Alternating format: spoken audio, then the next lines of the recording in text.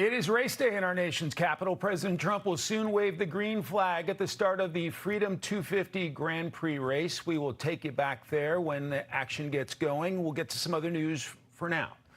ICE agents carrying out multiple enforcement operations in Los Angeles this week. Fox cameras captured agents arresting two criminal targets whose detainers were not honored by Los Angeles police. Four other illegals were at the scene and were arrested during the raid. Natalie Chuck is live in Los Angeles with more. Hi, Natalie. Hi, Mike. Yeah, we were granted exclusive access this week watching as federal agents targeted illegal immigrants all across Los Angeles County. And one man arrested actually spoke with us after, saying he knew it was just a matter of time.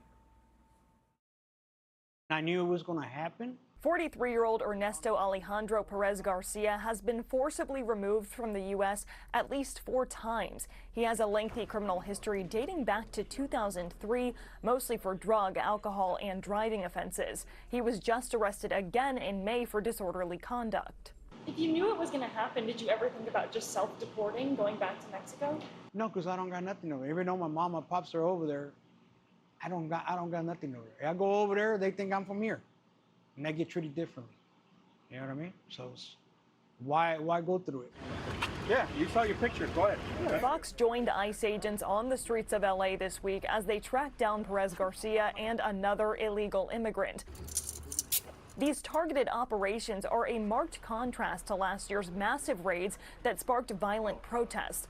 LA's ICE field office director says while his team still encounters resistance on a daily basis, they've shifted tactics, making arrests more quickly and efficiently.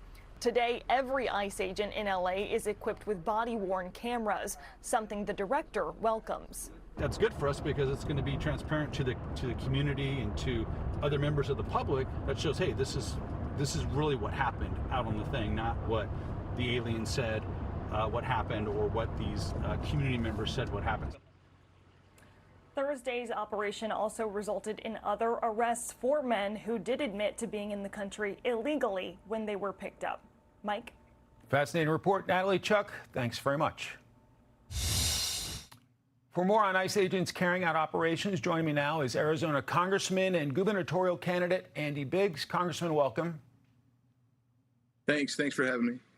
As a border state lawmaker, what is your reaction to seeing ICE's operations there in Los Angeles in the setup piece? Well, what we're seeing in Arizona is similar to what you just saw. The ICE agents are going after known criminal illegal aliens.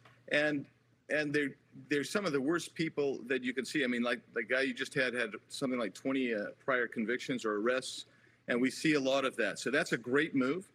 And the other thing is, if the municipalities and counties would actually transfer those people while they have them in custody, it saves that. The ICE makes it safer for them, makes it safer for the individual who's been arrested, and safer for the community. How is the border issue playing in the great state of Arizona after being on the front lines of this crisis during the Biden era? Well, we still have a bit of a problem. This has been locked down more than any time in my lifetime, but there's still a couple of hot spots in Arizona where you see some human and drug trafficking coming up. Arizona is one of only 2 states with a fentanyl overdose death rate actually climbing up instead of going down. So we still have some problems that we're dealing with. But you're seeing ICE kind of handle it like you saw in Los Angeles there, and that's the appropriate way. And it's still a big issue in Arizona, I can tell you that. We still feel it, we still know it's present, and we still have to deal with it on a daily basis. To your race, Katie Hobbs says she will not debate you, instead opting to tour the state of Arizona. She took the same approach against Kari Lake 4 years ago. What do you make of it? Well, she knows that if people saw her and I on a debate stage debating the issues, her record versus my record, people would vote for me. She knows that. And what I think, this is really intriguing to me, is that I've been in the last 3 weeks in virtually every county in Arizona except for a couple. And somehow I'm going to find time to debate. I think the people of the state want to see a debate. I think it's owed to them. And shame on Governor Hobbs. Does the lack of a face-to-face debate hurt your chances? It doesn't hurt my chances, What it does, though, is I think it reveals to the state voters that she's just too afraid to actually try to defend her record. She's got a horrible record. We're now one of the least affordable states since she came into office.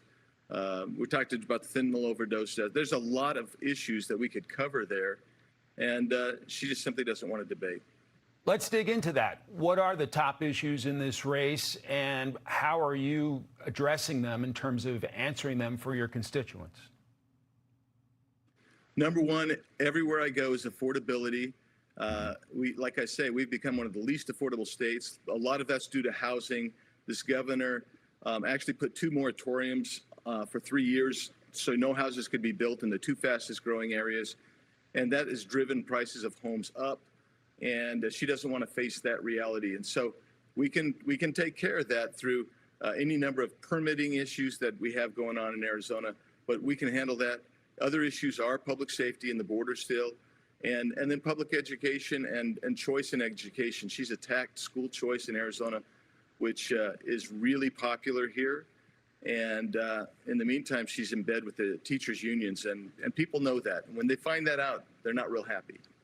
Obviously, you're a well-known name in Arizona. Now you're competing statewide. Has it been challenging, basically, introducing yourself across your great state? Well, it turns out I know a lot of people throughout the state, but I'll tell you, one of the biggest issues is you forget how big Arizona is geographically and spread out. And so we get all over the state. But the people are great. They've been very supportive and very welcoming. And most Arizonans that I'm coming in contact with, they want to move into a different direction. The majority of Arizonans say we're not going in the right direction under Katie Hobbs. But it's been fun getting out to meet people. That's the best part of the campaign. Congressman Andy Biggs of the great state of Arizona, great to see you. Thanks very much. Be sure to like and subscribe for all the Fox News latest on YouTube and catch full shows streaming now on Fox One.